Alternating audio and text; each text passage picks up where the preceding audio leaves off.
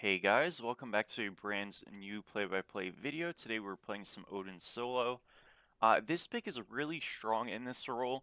I know I just uploaded a chalk video pretty Let's get this recently W, calling free him game. very underrated and stuff. And, I still like stand by that for chalk specifically. Um, okay. But I think Odin's just one of those characters that has always been really high tier as a character, but unfortunately is picked less because he's better in jungle, and also I think he's just kind of like considered not that good by a lot of players because of his laning phase being a tiny bit weaker. But even then, I think Odin's laning phase is like sneakily decent. I wouldn't say it's the best lane in the world or anything like that, but does he struggle like hard in matchups? Not really. And he definitely should be getting more solo lane play. Again, he is better as a jungler. It's sort of like the Aladdin mid situation where like Aladdin mid is probably pretty underplayed, but that's because he's picked in jungle all the time, rather than mid. At least, like in higher levels of play. I think in lower levels of play, Odin is like completely not picked at all. So, from like a consistency standpoint. So definitely worth playing. Definitely a god worth getting into. I realize that he does have like a simple kit, and to some people that might be a little bit boring, but I don't know. I mean, I really don't mind his kit. It's not to me too much more complex or different than say a Chalk or even like a Hercules or something. It just presents itself differently. But yeah, really valuable pick. Again, I think the first couple levels are his worst.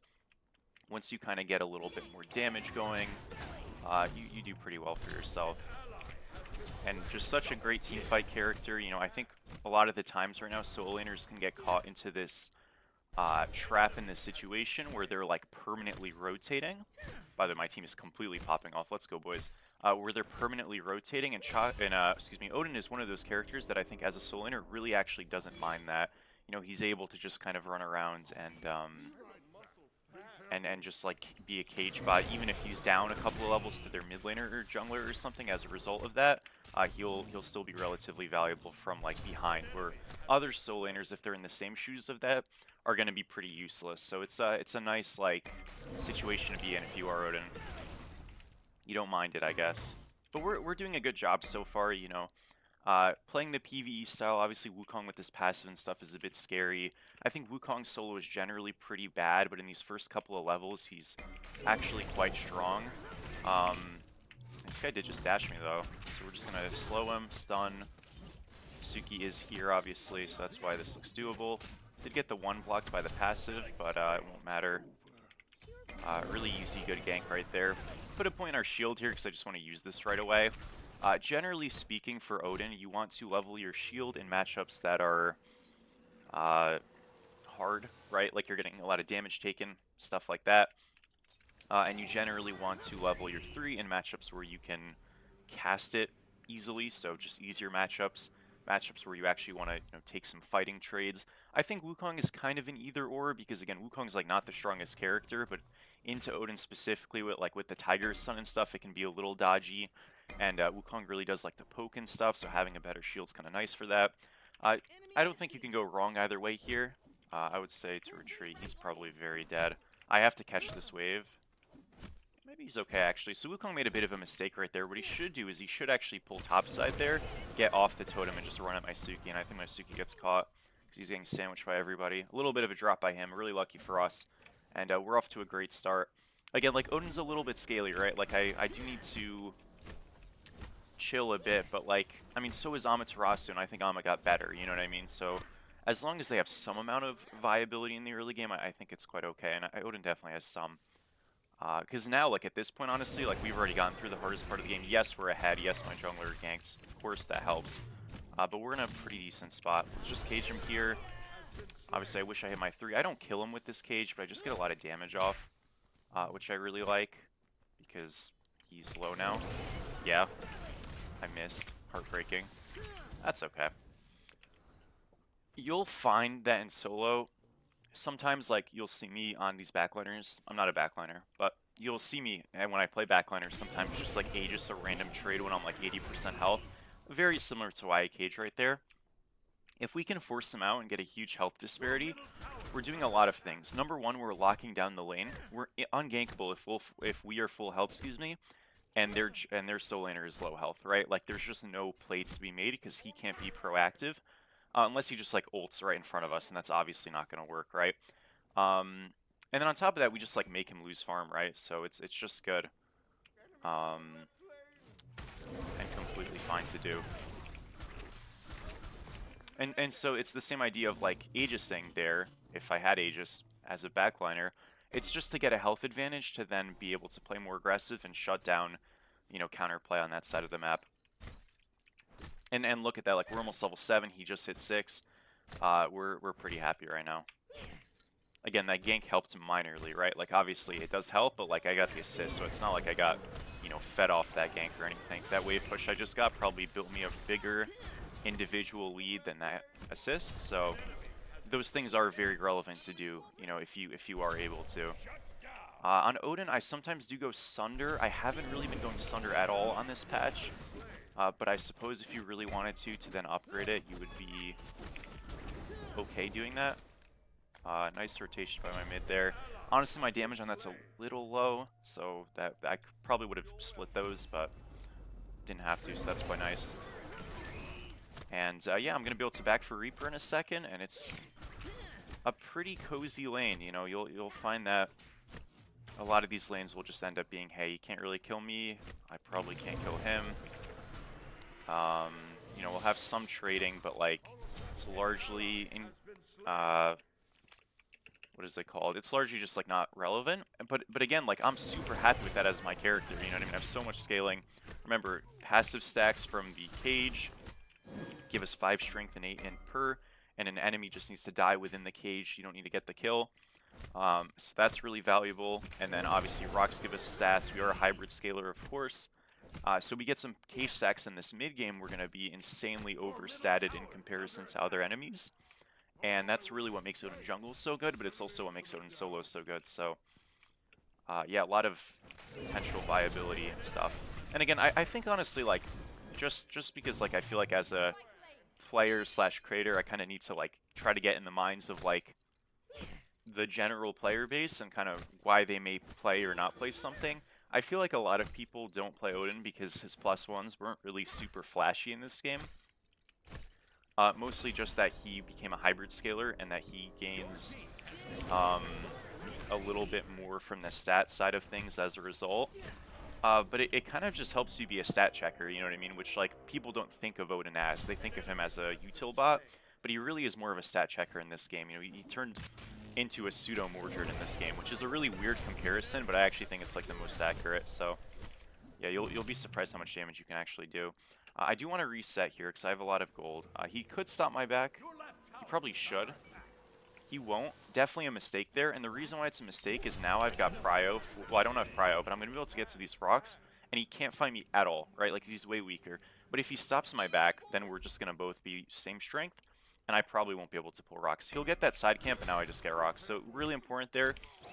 There is, like, a value in stopping backs at times, like, for reasons, and, you know, if there's something coming up that I want to be at, if you can stop the back, you should. And that was definitely a spot where he should have.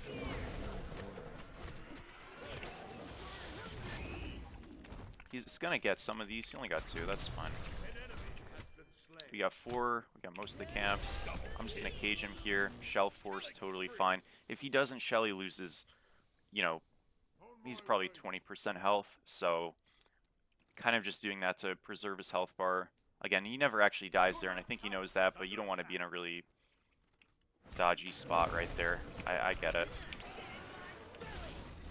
Okay, we did win a Ritual, so that's incredible. It's incredible because now we have the fast TP back, and I'm about to have Lash, so Rituals are super, super important to win. If you can win them, you will be winning a lot of games. But I would be looking at back here either way soon, so that just makes it really easy. We'll probably just clear this out and then go to a back. Now you might be asking, like, Odin matchups, right? People have asked me to talk about this like a lot in various ways, or like various ideas, like, hey, can you talk about matchups? I try not to talk about matchups too much because they change, and if you watch this video in 4 months from now, well, hello, but if you do, some of these matchups I might talk about might change due to itemization changes, build changes, character buffs, and nerfs. And it's a tricky thing to keep up with as an active player. As a semi-casual or just weaker player, you're going to really struggle with that.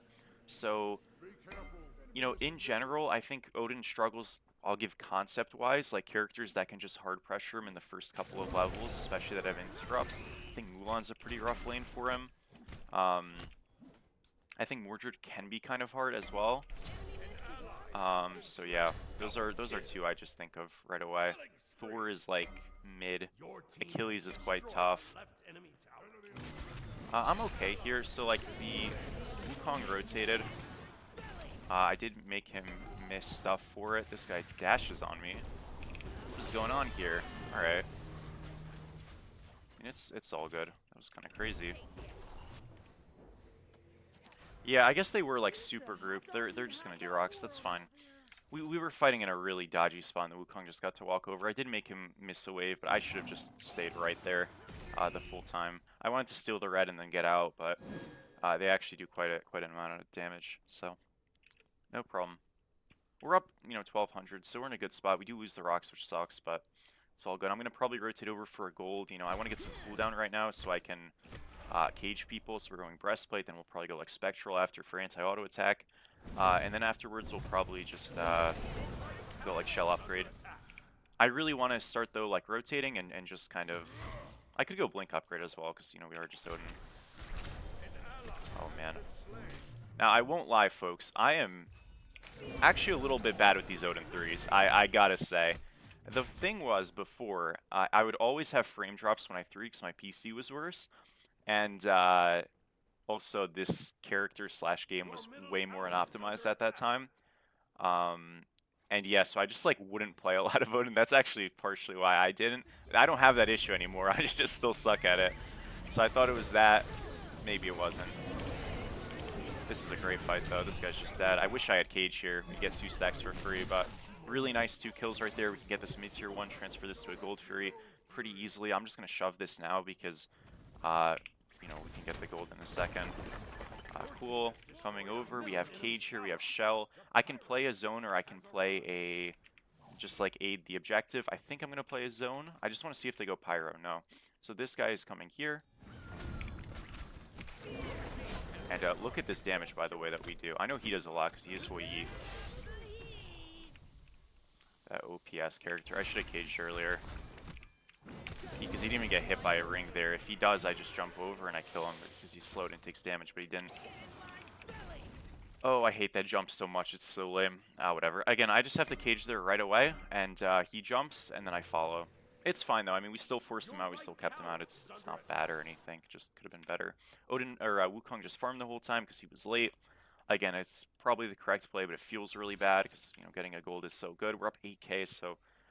we were winning hard early this game, and then we kind of had some deaths and stuff that kind of brought it back, but a clean objective rotation that went decisively well just like leads to a huge blowing up of the lead. I think this game right now on this patch is more snowbally than it has been, which is good and bad. I feel like it's a little bit weird as a solo laner to play, because you do just kind of get constricted into like perma-rotating. So tanks, as a result, do get better, but they sometimes don't actually feel very good. I don't really know if there's anything to be done about that. I think it's just like a function of the patch, and you just have to kind of like let the game develop under this patch, because a lot of things were kind of designed and made and balanced around previous patches, obviously, right? And oftentimes it wasn't even done very well. And obviously when you have map changes, relic changes, etc., you're going to undertake a new experience. So it is a little rough around the edges this patch. Obviously, it's a little unfortunate that we don't have any content coming out until middle of January for this game, because you're starting to feel it a little bit, but hey, I mean, it should be a good patch. I'm pretty excited. Titan Talks should be coming out on Monday, and that'll be good. Shell 3. That's a Smite 2 moment. You'd have to cancel your 3 in Smite 1. Dang. I for sure thought we had him. I kind of forgot about that. It's all good. Uh-oh.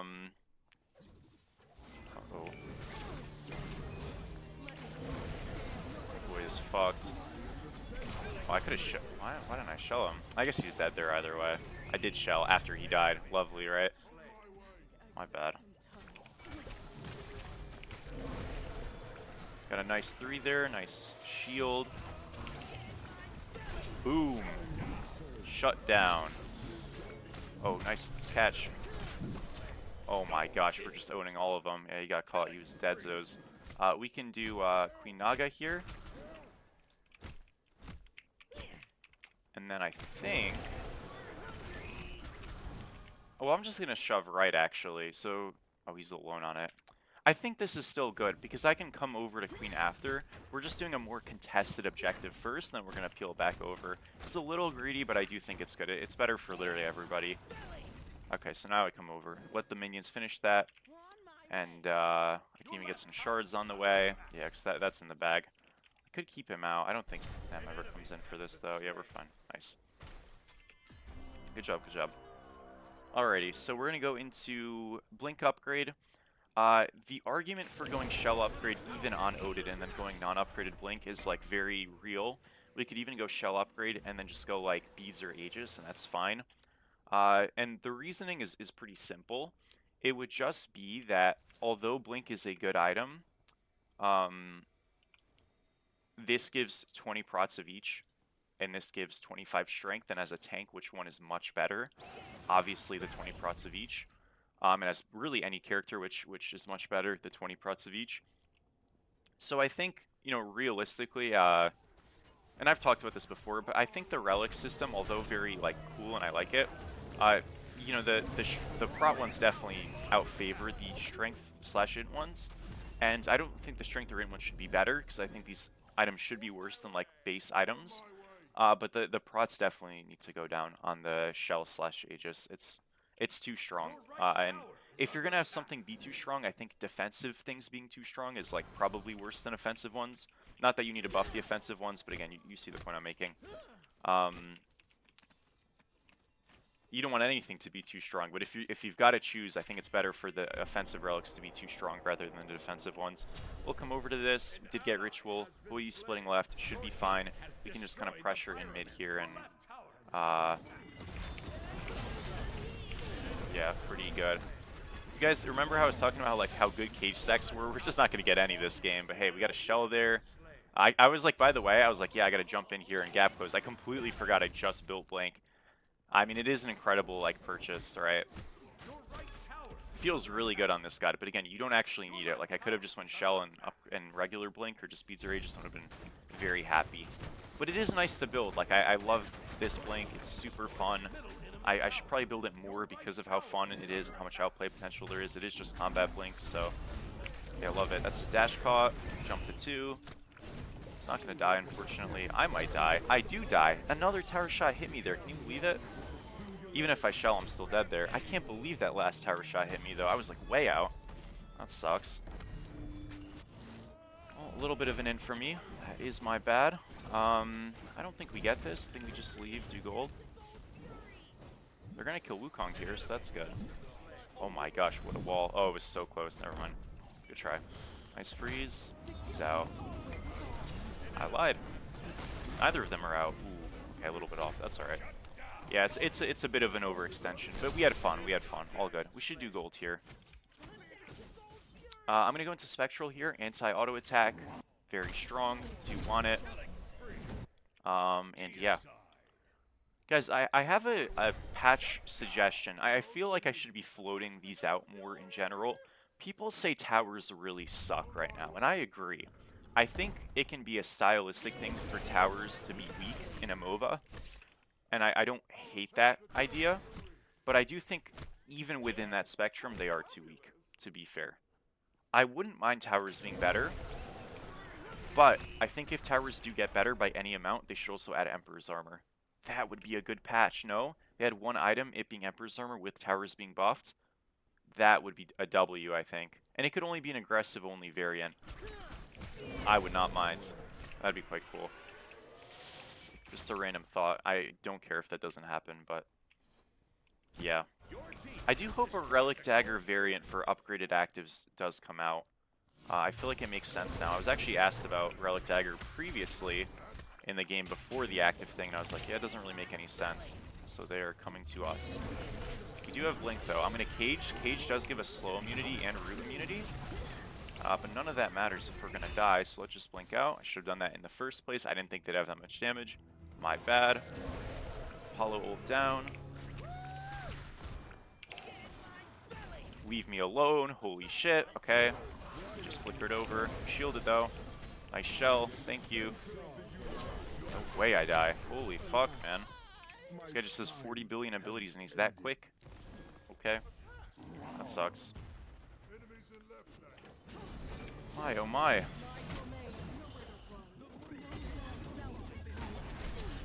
Okay, I mean, it's not actually terrible. It's just annoying for me. We'll have Spectral once we come back. That'll be really nice. I can cover left Phoenix. No problem. Yeah, I should be able to. And we're all good. Suki's gonna cover because I'm not even spawned yet. Yeah, it's a bit tricky. Well, no problem. You won't always have the most glamorous stat lines. I mean, obviously, I don't think I've played a very tight game. Like, me dying there, pretty anti. Me dying previously, pretty anti. But you generally should be, like, low kill, low death, high assists. That's how you kind of know you've played, like, a pretty reasonable Odin game. I mean, obviously, if you can get more kills, great, but that tends to just not happen. This is, like, very customary. And these stat lines look nice, though. Again, obviously, there's room to improve here from me, but it's not been too bad. I hope... Okay, we are really playing this. I don't think this is a good decision at all, mind you, because we're just walking into Merlin damage. Tends to not be very good. I am caging there for the stack, but we probably should just leave. We should leave. We should leave. Yeah, that was a really bad play.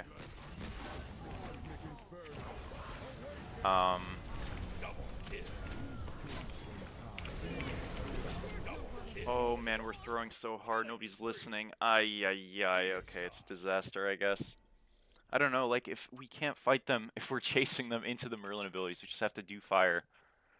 Oh dear. Well, whatever, I'll go into, Sphere now for magic prots.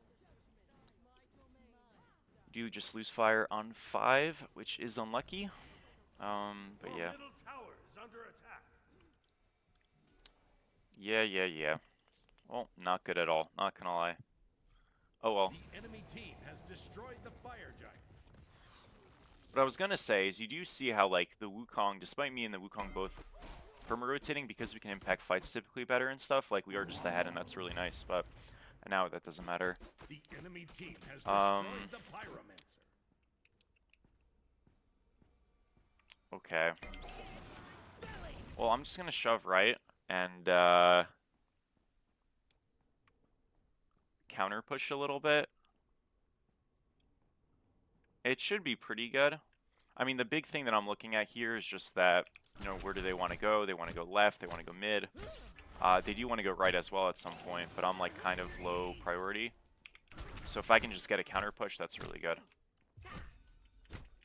So we'll try to get something. They should just leave. We do not want to fight. They have fire on 5 guys.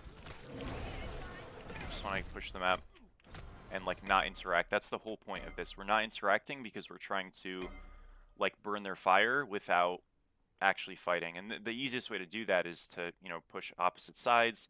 Somebody's going to want to back for right lane. And we just get to waste a lot of time. Worst comes to worst, if they find it, like right now they're not going to, but if they find a way to blitz me, I don't care. If I die, I die. I'll buy time. We'll really kill their momentum. We'll kill a lot of their fire giant time, and it's going to be completely okay. They're committing to gold here. We're fighting a semi 4v5. As long as we don't die, I don't care. We are dying. Guys, what the hell? Looks like I'll actually get a Phoenix, which is kind of crazy. I normally don't do this to get a Phoenix. I normally do this to just, I normally do this to just kind of, like, hit something, but I guess we are all dying. I mean, I got this guy's dagger. I guess that's nice. Man. I will say, though, like, what the hell's the point of that? Again, I got a Phoenix, but, like, it's definitely not worth Well, I guess they are pushing mid though, which is very troll. Like you want to just go to left Phoenix there and backdoor it. So pretty bad play by them. It's messy. It's not great. I guess it could be worse. We're gonna lose mid. I mean, I guess it's all right. I don't think we had to is the point. Like I'm pretty sure we could have just lost nothing, which is like why it's frustrating, but it is what it is. Right Phoenix down. There is some counterplay now on the map. Obviously for Fire Giant fights we are disadvantaged, but not like terribly so. Because we have to cover mid waves, they have to cover waves that are like right there. But it's something, so, you know, we'll take it. I'm going to have starter pretty soon. Obviously, this Sphere of Negation is really good into Merlin, though, so I kind of do just want that. Okay, we'll go catch left wave. I can try to push left a little bit. If we do win a Ritual, it's actually really, really good. But I do need to, like, kind of shove this out so we don't just, like, lose the whole house. It's too bad Merlin has Dagger, by the way, because I do just, like, kill him if he doesn't, you know? Okay, they're going to try to get Pyromancer and that Ritual. It's a little bit greedy to try to go for both, but I don't hate it. Okay, we did get Pyro, really good. Left wave is now shoving a little bit. I'd love to keep going, but I don't think I actually should. So we'll just get Sphere. We'll get a Sentry. I'm coming over. Yeah, this might be a bit fucky because we are just 4v5 because I'm not there. I think they should just leave it. I feel like we're contesting fights we don't have to. It's nice to get the Ritual, but like it's not worth dying for it either, you know? Got a really good blink, to be fair. Shell forces, I mean it's fine, we can just leave.